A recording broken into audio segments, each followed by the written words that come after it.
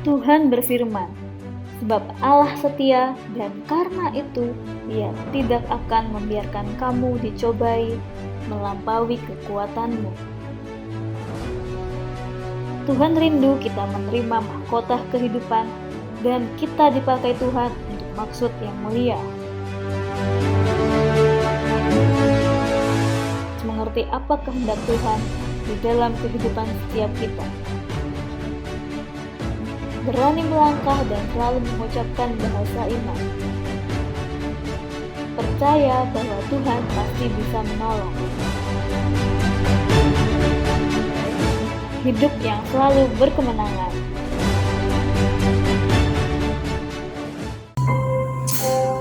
Haleluya, shalom Bapak Saudara. Gimana kabar hari ini? Tentunya kabar baik ya Tuhan. Kita baik, sungguh baik. Mari Bapak Saudara kita persiapkan untuk kita masuk dalam hadirat Tuhan ibadah pada kesempatan sore. Terima kasih Bapak, kami bersyukur atas kebaikan yang Tuhan telah berikan. Kami boleh memuji menyembah Engkau Allah yang layak terima puji syukur sembah kami. Kami boleh memuji menyembah Tuhan. Sungguh berbesar setia-Mu bersama kami.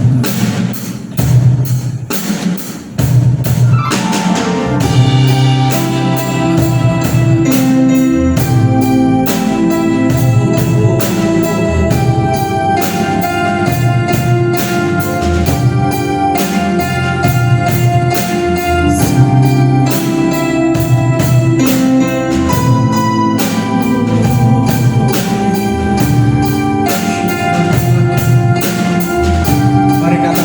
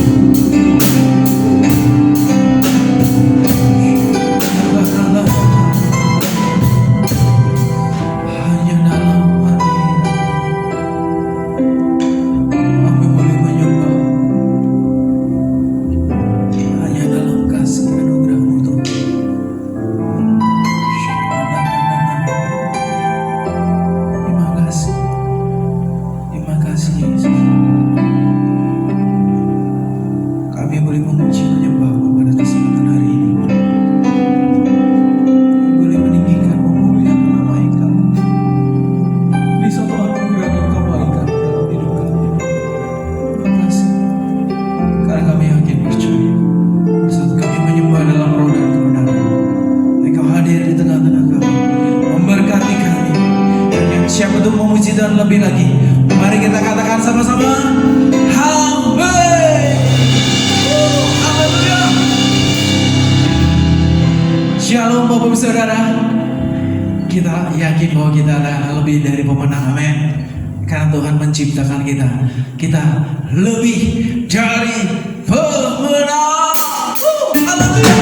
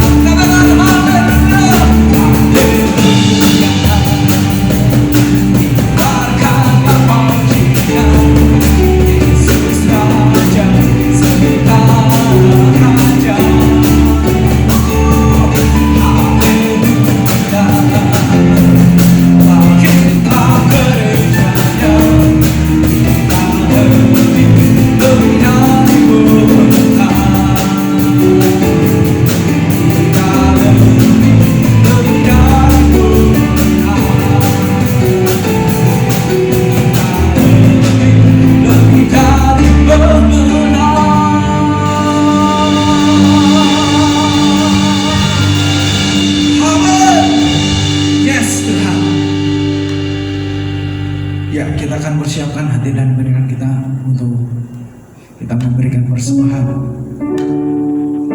Kita berdoa menjawab syukur Tuhan Yesus. Betapa baiknya Engkau Tuhan dalam setiap hidup kami. Pada kesempatan hari ini, kami boleh memberikan persembahan yang terbaik. Biarlah persembahan ini kami bawa untuk pekabaran, bahkan pekerjaan Tuhan, di mana kami boleh bergereja bersama-sama.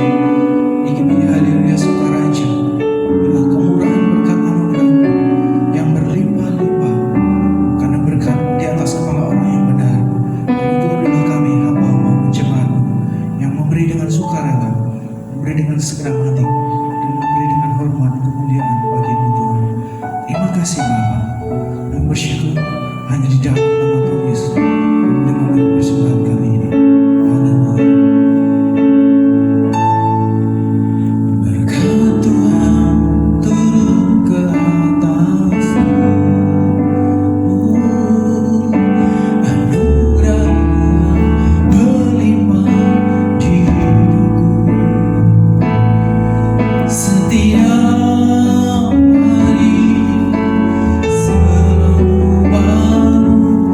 Berkat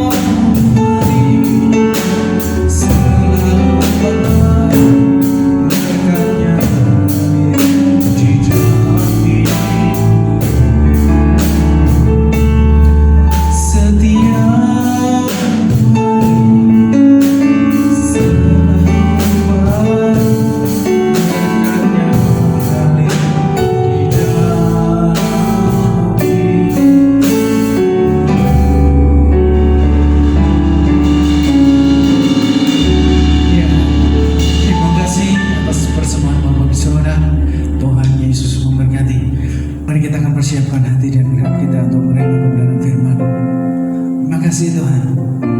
Engkaulah Tuhan kami. Engkau adalah setiap hidup kami. Karena pada setiap hidup kami, Engkaulah sumber segala yang ada. Tuhan, Engkau andalanku. Ku percaya setiap janji-Mu. Engkaulah kuatku, Engkaulah harapanku, Engkau yang selalu menuntun langkahku. Tuhan, Engkau andalanku. Ku percaya setiap janji-Mu. Engkaulah kuatku, Engkaulah harapanku, Engkau yang selalu menuntun langkahku.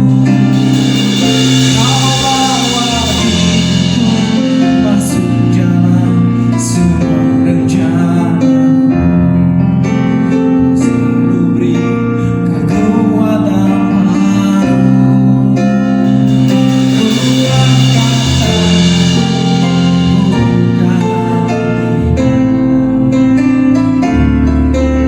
Yesus, ku mau selalu menyembah-Mu.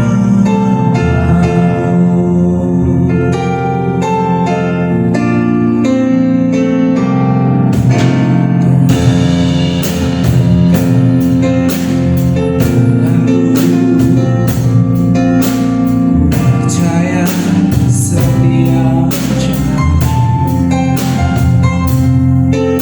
Engkaulah kuatku,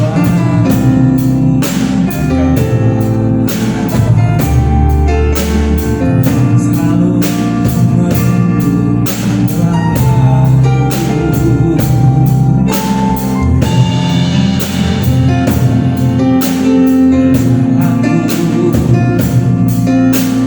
Percaya setiap janji. Engkaulah kuatku,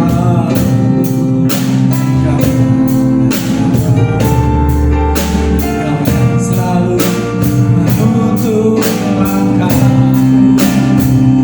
Kau bawa hidupku masuk jalan semua rencana. Kau selalu beri kekuatan baru. Kuatkan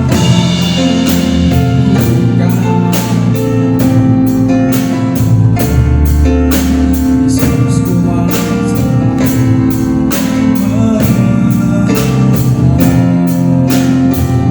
Kau bawa hidupku masuk jalan semua rencana. Kau selalu beri kekuatan baru. Kuatkan buka hati. Yesus, ku mau selalu menyembah-Mu. Yesus, ku mau selalu menyembah-Mu. Yesus, ku mau selalu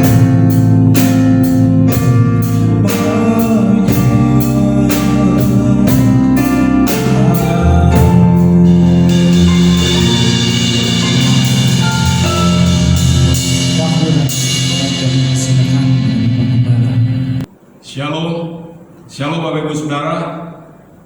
Sebelum kita mendengarkan firman Tuhan, mari kita akan sama-sama berdoa agar firman Tuhan menjadi berkat bagi kita sekalian. Bapa Surgawi, kami bersyukur pada saat ini kami boleh berbakti beribadah kepadamu, berkumpul dengan seluruh anggota keluarga dan anak-anakmu di berbagai tempat yang sedang bersama-sama beribadah kepadamu.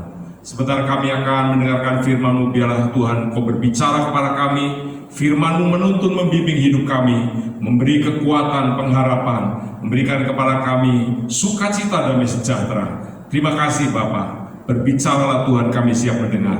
Di dalam nama Tuhan Yesus kami berdoa. Haleluya, haleluya. Amin. Baik, puji Tuhan, sekali lagi shalom. Shalom semuanya. Saya percaya kita semuanya boleh bersukacita di dalam Tuhan. Amin. Baik, saya akan menyampaikan firman Tuhan dengan tema hidup yang selalu berkemenangan. Sekali lagi, tema firman Tuhan pada saat ini adalah hidup yang selalu berkemenangan. Saya akan membacakan ayatnya dalam kitab 1 Korintus pasal 10 ayat yang ke-13. Firman Tuhan berbunyi demikian. Pencobaan-pencobaan yang kamu alami ialah pencobaan-pencobaan biasa yang tidak melebihi kekuatan manusia. Sebab Allah setia, dan karena itu Ia tidak akan membiarkan kamu dicobai melampaui kekuatanmu.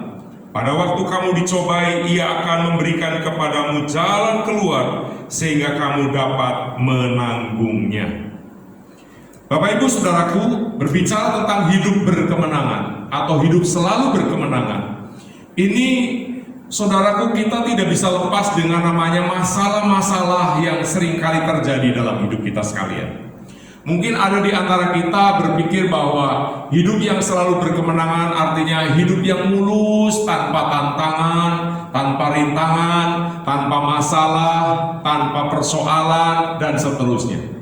Padahal kalau berbicara tentang kemenangan artinya orang yang berhasil melewati masa-masa sulit, masa-masa sukar, tantangan-tantangan yang ada dalam hidup kita, saudara bisa menghadapinya dengan sungguh-sungguh, menghadapinya sesuai dengan kehendak Tuhan, sesuai dengan kebenaran firman Tuhan, dan saudara dan saya keluar sebagai pemenang. Artinya tidak ada masalah apapun yang dapat menghentikan perjalanan hidup kita, menghancurkan iman kita, tetapi semua masalah justru akan menjadi sebuah anak tangga yang membuat iman saudara semakin bertambah, cinta kasih kita kepada Tuhan semakin sungguh-sungguh. Dan saudaraku, saya percaya inilah yang Tuhan sedang kerjakan dalam hidup kita sekalian. Saya akan menyampaikan ada 3 cara menghadapi pencobaan supaya saudara keluar sebagai pemenang. Cara yang pertama, kita akan melihat di dalam kitab Efesus pasal 5 ayat 17. Firman Tuhan berkata demikian, sebab itu janganlah kamu bodoh, tetapi usahakanlah supaya kamu mengerti kehendak Tuhan. Cara yang pertama, saudara dan saya harus mengerti kehendak Tuhan atau tahu kehendak Tuhan. Kita tidak boleh menjadi orang Kristen yang bodoh. Saudaraku, seringkali pencobaan bisa menenggelamkan hidup kita, menghancurkan hidup kita, bahkan menghancurkan masa depan kita. Bukan karena masalahnya terlalu hebat, tetapi masalahnya karena saudara dan saya bodoh, artinya tidak mengerti kehendak Tuhan. Kalau kita mengerti kehendak Tuhan, apapun masalahnya, pasti ada solusinya, pasti ada jalan keluarnya. Karena itu saudaraku, kehendak Tuhan ini bisa diupayakan, bisa diusahakan. Ayat ini jelas, usahakanlah supaya kamu mengerti kehendak Tuhan. Bagaimana caranya saudara bisa tahu kehendak Tuhan? Tentu saja kita harus belajar firman Tuhan. Kita membaca Alkitab secara teratur, kita bisa mendengarkan khotbah-khotbah yang membangun, menghibur, dan menguatkan. Karena firman Tuhan yang kita baca, kita dengar, kita renungkan, saudaraku, itu merupakan pengetahuan yang sangat baik, yang menjadi fondasi, menjadi dasar dalam hidup kita menghadapi setiap masalah dan keadaan. Firman Tuhan sudah memberi resepnya, caranya bagaimana kita menghadapi keadaan.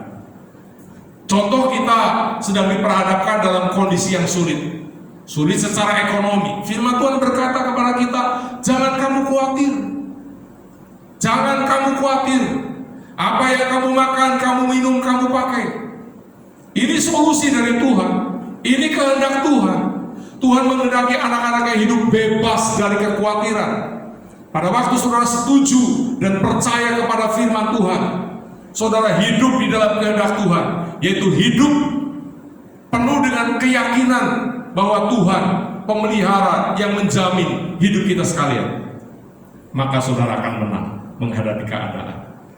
Saudaraku, karena itu tahu kehendak Tuhan, mengerti tuntunan Tuhan, itu kunci yang pertama.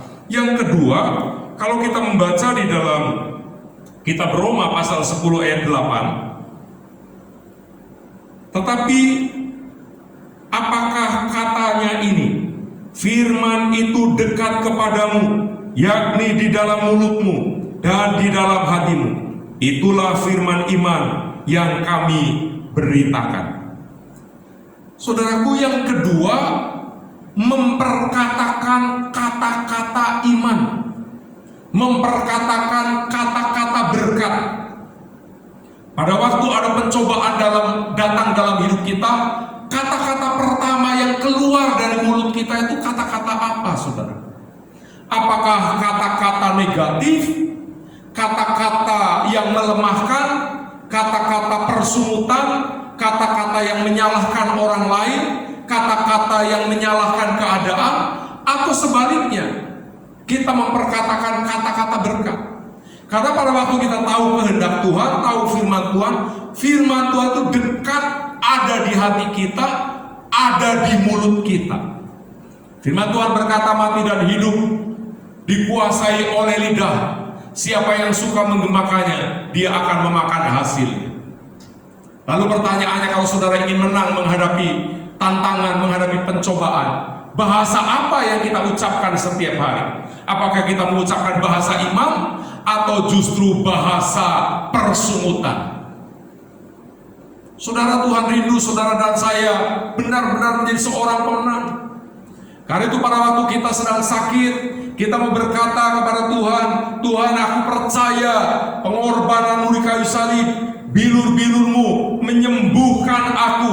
Di dalam Yesus aku sehat, aku kuat, aku sembuh. Itu bahasa iman.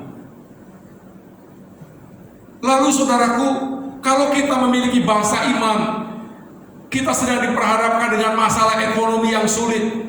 Kita berkata, Tuhan, aku percaya Engkau pembelaku, Engkau penolongku, Engkaulah Bapakku yang menyediakan semua yang aku perlukan. Karena Tuhan, aku tidak khawatir, aku tidak takut. Aku percaya Tuhan pasti menolong. Allah Yehova Jireh mengadakan yang tidak ada menjadi ada. Itu bahasa iman. Karena itu saudaraku, hindari dari kata-kata kita, kata-kata persungutan, kata-kata yang menyalahkan, kata-kata yang mengintimidasi, kata-kata yang mencela, mencemooh. Ayo kita mulai galakan bahasa yang namanya bahasa iman, bahasa berkat sebagai orang percaya. Pada waktu saudara dan saya mengucapkan kata-kata berkat, menggunakan bahasa berkat, yaitu bahasa iman, bahasa firman yang sudah mendarah daging dalam hidup kita dan kita ucapkan, maka saudara pasti akan menang menghadapi pencobaan yang ada. Yang ketiga, saudaraku, kita akan melihat Ibrani pasal 2 ayat 18. Firman Tuhan berkata, sebab oleh karena ia sendiri telah menderita karena pencobaan, maka ia dapat menolong mereka yang dicobai. Jadi yang ketiga, kita harus percaya Tuhan pasti bisa menolong kita. Kita percaya Tuhan pasti bisa menolong kita. Yesus telah menderita berbagai macam pencobaan. Dia merasakan bagaimana menghadapi situasi masa-masa sulit. Dia dicobai oleh iblis. Saudaraku, dalam Matius pasal 4 ayat 1 sampai ayat 11. Iblis 3 kali mencobai Yesus. Jika engkau anak Allah, ubah batu ini menjadi roti. Iblis ngomong demikian pada saat Yesus baru puasa 40 hari dalam kondisi lapar.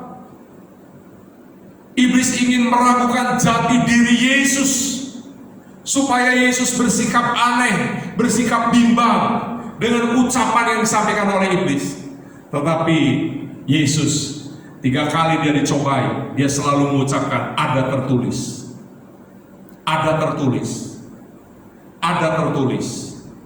Dan sampai dia dibawa naik ke atas gunung, diperlihatkan seluruh harta kekayaan dan kebanggaan dunia.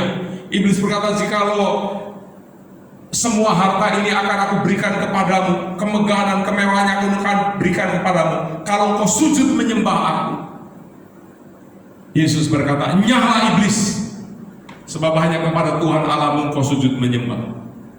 Saudaraku, menghadapi setan Yesus sudah menang menghadapi manusia, orang-orang jahat, orang-orang yang menjilat dia, orang-orang yang tadinya memuji-muji dia, tapi pada akhirnya menjerumuskan dan berkata, salibkan dia, salibkan dia. Yesus menang menghadapi semuanya. Saya percaya kemenangan Yesus diberikan kepada kita sekalian, sehingga di dalam Yesus saudara dan saya lebih daripada pemenang. Karena itu pada waktu kita menghadapi masalah, menghadapi pencobaan, yakin saudara, Tuhan pasti bisa menolong. Dia merasakan betapa sulitnya, susahnya, bagaimana menghadapi situasi dan keadaan seperti itu. Karena itu dia dapat merasakan kesulitan saudara, penderitaan saudara, masalah saudara. Tetapi yang lebih diingat oleh kita, dia bisa menolong saudara. Dia bisa memulihkan saudara, dia bisa menyembuhkan saudara, dia bisa memberkati saudara, dia bisa pakai saudara bahkan menjadi berkat bagi banyak orang. Jadi saudaraku, inilah yang Tuhan rindukan dari semua masalah yang sedang dihadapi oleh kita. Saudara dan saya harus tahu kehendak Tuhan. Saudara dan saya harus memperkatakan kata-kata berkat. Saudara dan saya harus percaya bahwa Tuhan pasti bisa menolong kita. Nah, saya akan menyampaikan hasilnya bagi orang yang melewati tantangan dan masalah itu bisa menang, saudara. Ada hasil yang luar biasa. Dan saya percaya hasilnya ini boleh menjadi bagian dalam hidup kita sekalian. Nah, kita akan melihat yang pertama dari Yakobus 1 ayat 12. Firman Tuhan berkata demikian. Berbahagialah orang yang bertahan dalam pencobaan, sebab apabila ia sudah tahan uji, ia akan menerima mahkota kehidupan yang dijanjikan Allah kepada barang siapa yang mengasihi dia. Yang pertama dikatakan kita akan menerima mahkota kehidupan. Mahkota itu apa, saudara? Mahkota itu adalah penghargaan atas prestasi seseorang menghadapi perlombaan, menghadapi masa-masa sulit yang terjadi dalam dirinya, tetapi dia keluar sebagai seorang pemenang. Maka dia menerima mahkota, dan mahkota ini diberikan oleh Tuhan yang disebut mahkota kehidupan kepada seseorang yang bertahan, yang kuat menghadapi masalah, menghadapi persoalan. Dia kuat karena dikatakan tahu caranya. Saudaraku, pada waktu dia kuat, dia bertahan, dia tidak jatuh dalam pencobaan, maka ada sebuah mahkota kehidupan yang Tuhan sudah siapkan bagi setiap kita sekalian. Saya percaya berbicara mahkota kehidupan itu berbicara tentang penghargaan Tuhan atas kehidupan seseorang selama dia hidup, karena dia telah bergumul, dia menang, dia bertahan menghadapi pencobaan yang ada. Berbicara penghargaan mahkota kehidupan itu, saudara, kalau kehidupan kita dihargai oleh Tuhan, saya percaya berbicara tentang pemeliharaan Tuhan meliputi semua aspek kehidupan, baik kebutuhan rohani, kebutuhan jasmani, kebutuhan jiwani, semuanya Tuhan sudah siapkan sebagai sebuah penghargaan dalam hidup orang yang percaya, orang yang bertahan dalam pencobaan. Yang kedua, kita akan melihat di dalam kitab 2 Timotius pasal 2 ayat 20. Firman Tuhan berbunyi demikian. Dalam rumah yang besar bukan hanya terdapat perabot dari emas dan perak, melainkan juga dari kayu dan tanah. Yang pertama dipakai untuk maksud yang mulia, dan yang terakhir untuk maksud yang kurang mulia. Saudaraku, saudara pada waktu bertahan menang menghadapi pencobaan, yang kedua kita akan dipakai Tuhan untuk maksud yang mulia. Kenapa, saudaraku? Dalam rumah yang besar dikatakan ada perabot emas dan perak, tetapi juga ada kayu dan tanah. Yang pertama akan dipakai tuanya untuk maksud yang mulia, yang kedua akan dipakai tuanya untuk maksud yang kurang mulia. Pertanyaannya, saudara mau dipakai untuk maksud yang mulia atau yang kurang mulia? Saya percaya jawabannya kita rindu semua dipakai untuk maksud yang mulia. Karena itu saudara dan saya punya kapasitas dan kualitas kehidupan yang mulia, yaitu emas atau perak. Bagaimana emas itu dimurnikan, bagaimana perak itu dimurnikan dengan api. Ini semua pasti berbicara tentang pencobaan, tentang masalah, tentang persoalan yang sedang dipakai untuk memurnikan emas dan perak. Kalau saudara dan saya bertahan dibakar, bertahan menghadapi masalah, bertahan menghadapi persoalan, saudaraku, saudara makin menunjukkan keaslian kita, maka saudara akan dipakai oleh Tuhan untuk maksud tujuan yang mulia. Seringkali pada waktu menghadapi masalah dan persoalan kita ini nggak tahan. Hati kita mulai kecut, mulai tawar, mulut kita mulai ngomel, mulai bersungut-sungut. Nah ini nggak tahan, saudara. Pada waktu kita tahan menghadapi masalah, menghadapi persoalan, Alkitab berkata mengucap syukur dalam segala hal, karena itulah kehendak Allah. Ayo kita belajar menggunakan mulut kita untuk tetap bersyukur. Tetapi Tuhan juga katakan bahwa Allah itu Allah yang turut bekerja dalam segala hal untuk mendatangkan kebaikan, yaitu bagi setiap orang yang mengasihi Dia. Pada waktu pencobaan datang, saudara tahu Allah sedang mengerjakan hidup kita untuk mendatangkan kebaikan. Karena itu bertahan. Ayo bersyukur, ayo tetap antusias, ayo tetap percaya, ayo tetap yakin bahwa ada Tuhan yang menyertai hidup kita, Tuhan yang tidak pernah meninggalkan hidup kita, Tuhan yang selalu merancang kebaikan. Dia tidak pernah berubah rencananya di tengah-tengah kesulitan, di tengah-tengah masalah yang ada. Tuhan yang baik, Dia tetap baik. Hanya saudara harus merespon dengan ucapan syukur, merespon dengan sebuah keyakinan Tuhan yang baik sedang mempersiapkan, membentuk diri kita untuk dipakai menjadi alat dengan tujuan yang sangat mulia. Kalau saudara menjadi pribadi yang ingin berharga, ayo bertahan. Relakan diri kita dibentuk, relakan diri kita diproses, relakan diri kita menerima gembelengan yang dari Tuhan, sampai saudara keluar sebagai pribadi yang berkualitas di hadapan Tuhan. Yang ketiga, saudaraku, hasil yang ketiga kita akan melihat dalam 1 Petrus pasal 1 ayat 7.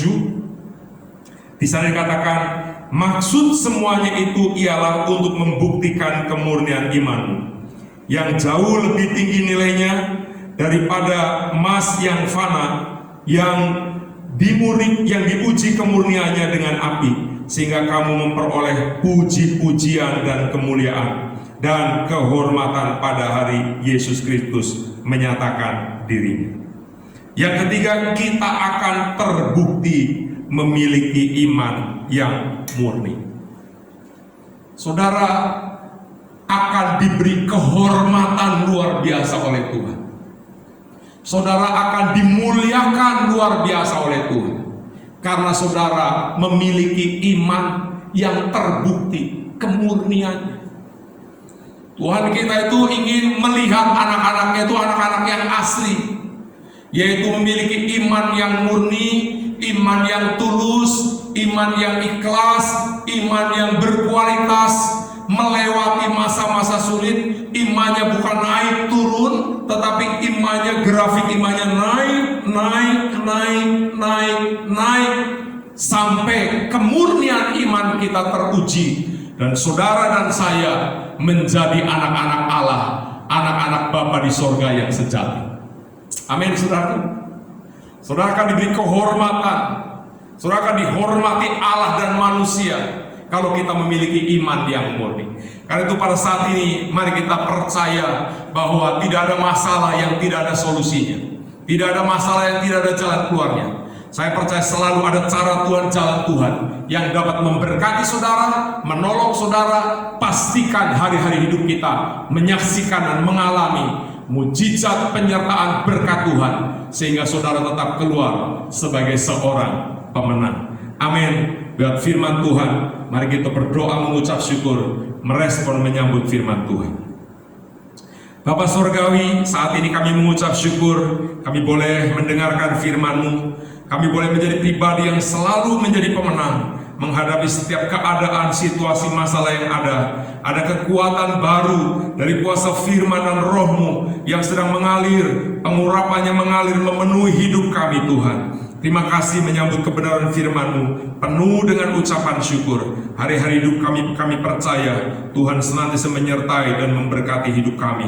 Kami percaya Allah sedang turut bekerja dalam segala hal dalam hidup kami untuk mendatangkan kebaikan bagi setiap hidup kami yang mengasihi Engkau. Tuhan, terima kasih. Kami berdoa hamba-Mu untuk Tuhan, berdoa untuk mereka yang sedang berbakti beribadah di rumah masing-masing. Diberkati hidupnya, keluarganya, usaha pekerjaannya, Tuhan, pendidikan anak-anaknya.